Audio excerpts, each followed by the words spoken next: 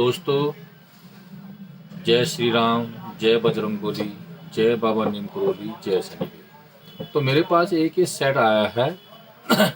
पीछे बैक से देखते हैं तो ये आपका Y2 की तरह दिखता है, पर ये सेट जो है ये रेडमी का नोट 5 प्रो है, कॉलकॉम का सेट है। तो ये किसी शॉप से मेरे पास आया हुआ है। तो इसमें प्रॉब्लम क्या आती है कि कस्टमर जैसे ऑन करता है ऑटोमेटिकली, तो ये सेट आपका MI से आगे नहीं बढ़ता, यानी हैंगओवर लोगो पे ये स्टैक है। काफ़ी देर तक ये हैंगओवर लोगो में स्टैक रहता है, तो इसके स्टेप बाय स्टेप इसमें वर्क करना पड़ता है। तो इसमें कई बार क्या होता है कि इसमें जो MMC है 464, इसमें VJ 254 लगी है, तो वो क्या होती है 90% कंज्यूम हो जाती है।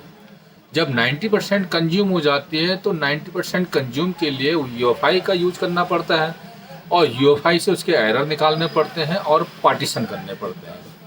पार्टीशन भी तब होते हैं जब आपके स्काई हिनेक्स की इसमें IC लगी हो, MMC IC स्काई हिनेक्स कभी अपडेट नहीं होती है, FFP फाइल उसकी अपडेट नहीं होती है, उसमें सिर्फ पार्टीशन ही कर सकते हैं। और पार्टीशन भी वन टाइम होता है, वन टाइम पार्टीशन, उसके बाद सेकंड टाइम पार्टीशन नहीं होता है। तो उसमें अगर आपकी इसमें SEC सैमसंग की अगर IC लगी है तो उसकी FFP फाइल अपडेट हो जाती है सर्वर से, तो उसके जितने भी आपके बैड सेक्टर, बैड एरर जो है, काउंटर जो बन जाते हैं, वो काउंटर सारे खत्म हो जाते हैं, तो उस IC को हम दोबारा यूज में ले सकते हैं। तो पार्टीशन या FFP फाइल रीड करने से पहले हमें क्या होता है कि MMC का बैकअप लेना पड़ता है। अब आप कहेंगे कि बैकअप क्या होता है? MMC का बैकअप लेने का मतलब होता है जिसमें सिक्योरिटी फाइल होती है, जिससे FRP फाइल और आपके ब्लूटूथ एड्रेस, वाईफाई एड्रेस और EMI नंबर, ये जो होते हैं ये आपके सिक्योरिटी फाइल में ये चीज़ सारी चीज़ होती है। जब तक आपके पास सिक्योरिटी फाइल नहीं होगी तो EMI नंबर नहीं आ सकता है।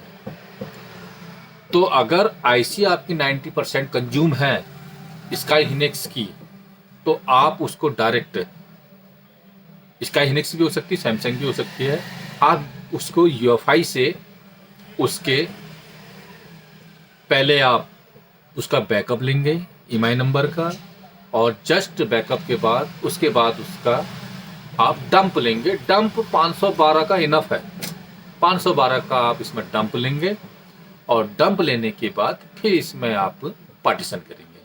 फिलहाल अभी जो हमारे पास सामने जो है, अभी हमारा जो फर्स्ट स्टेप होगा इसमें सॉफ्टवेयर डालने का। तो जैसे ही हम इसका EDL पॉइंट कनेक्ट करेंगे, इसका EDL ये होता है, गूगल में सर्च कर सकते हैं आप, फिर भी मैं आपको बताने की कोशिश करूंगा। तो EDL इसका ये है, यहाँ पर इसके EDL होते हैं, दिख रहे हैं आपको, ये EDL पॉइंट है इसका। तो EDL पॉइंट को हम इसका सॉर्ट करके अपने टूल में जाएंगे और वहाँ पर कॉलकॉम का पॉड देखेंगे कि पॉड बन रहा नहीं बन रहा। पॉड अगर बन जाता है तो उसके बाद हम डायरेक्ट अपने टूल में जाके, जिस भी टूल से आप सॉफ्टवेयर डालते हैं, फिलहाल मैं तो अनलॉक टूल यूज करता हूँ, तो अनलॉक टूल में जाने के बाद इसमें जो आपकी जो ऑफिशियल वर्जन है वह है वाइट, इसमें ऑफिशियल वर्जन जो है वाइट है। तो मैं जो स्टैक हो चुका है जहाँ पे इसका ऑफिशियल वर्जन, तो मैं वो फाइल इसमें फर्स्ट डालूंगा, और उस फाइल को डालने से क्या ये सेट आगे को वर्क करेगा, और अगर नहीं करता है तो मेरी एप्लीकेशन पे यहाँ पर लिखा आ जाएगा कि स्टोरेज फेल। अगर स्टोरेज फेल्ड अगर आता है तो उस बेस में फिर आपको इसकी IC उतारनी पड़ेगी, और IC उतारने के बाद UEFI से इसको कनेक्ट करके जो मैंने आपको बताया, डंप फाइल और आपका बैकअप, फिर हमको इसमें पार्टीशन करने पड़ेंगे। स्काई हिनेक्स है तो पार्टीशन करना पड़ेगा, सैमसंग की है तो FFP फाइल रीड करनी पड़ेगी। और अगर IC ही खराब हो गई तो फिर इसके लिए क्या करना पड़ेगा? तो इसके लिए फिर हमको इसकी सपोर्टेड हमको आईसी लेनी पड़ेगी, एमएमसी आईसी BJ254, और उसको बिल्कुल आरपीएम क्लीन करके, आरपीएम क्लीन करने के बाद हम उसमें आपका एमएमसी चेंज फाइल, सबसे पहले एमएमसी चेंज फाइल हम उसमें डालेंगे। एमएमसी चेंज फाइल डालने के बाद फिर हम उसमें डेवलपर मोड ऑन करने के बाद जो इसके पीछे ये स्टिकर लगा होता है, ये इसका EMI नंबर है, यही EMI नंबर उसके अंदर डालेंगे। दूसरा EMI नंबर कभी मत डालना, अनलीगल है। जो इसके अंदर स्टिकर लगा है वही नंबर डालेंगे। अगर नहीं है तो कस्टमर से कहेंगे डब्बा लेके आइए या बिल लेके आइए, वो भी नहीं है तो जय राम जी की जी सीधे दे दो। तो इसका EMI नंबर हम UFI में डालने के बाद वहाँ से एक EMI के 2 EMI नंबर हमें जो इसके अंदर पहले पड़े हुए, उस EMI नंबर को रीड करने के बाद फिर हम इसके अंदर EMI नंबर डालेंगे। EMI नंबर डालने के बाद फिर हम इसमें ऑफिशियल वर्जन सॉफ्टवेयर डालने के बाद तब जाके ये सेट चालू होगा। अभी मैं आपको दिखाने के लिए बता रहा हूँ कि इसमें क्या प्रॉब्लम है, क्या प्रॉब्लम नहीं है। तो चलो मैं आपको अपने पीसी की तरफ ले चलता हूँ, आप देखिए कि इसका किस प्रकार से काम होता है। तो दोस्तों मैं ये अपने पीसी में आ चुका हूँ और अपने पीसी में मैं अब मैं अपने पीसी में आ गया था। तो सबसे पहले हम क्या करेंगे, यहाँ से हम क्वालकॉम का सेट है तो हम यहाँ से क्वालकॉम सेलेक्ट करेंगे। क्वालकॉम सेलेक्ट करने के बाद यहाँ से हम ब्रांड सेलेक्ट करेंगे। ब्रांड है हमारा Xiaomi आ गया। और उसके बाद आपका सेलेक्ट मॉडल जो है, सेलेक्ट मॉडल के लिए हम यहाँ पर जाएंगे। इसमें यहाँ पर लिखा होगा Note 5 Pro, Note 8, Note 12, और यहाँ पर कहीं पर देखना, यहाँ पर आएगा Note 5 Pro, Note 5 Pro, Note 5 Pro। तो यहाँ पे आपका Note 5 Pro, Note 5 Pro, Note 5 Pro। तो यहाँ पे आ गया ना आपका ये बिना हमारा वाइड है, वाइड।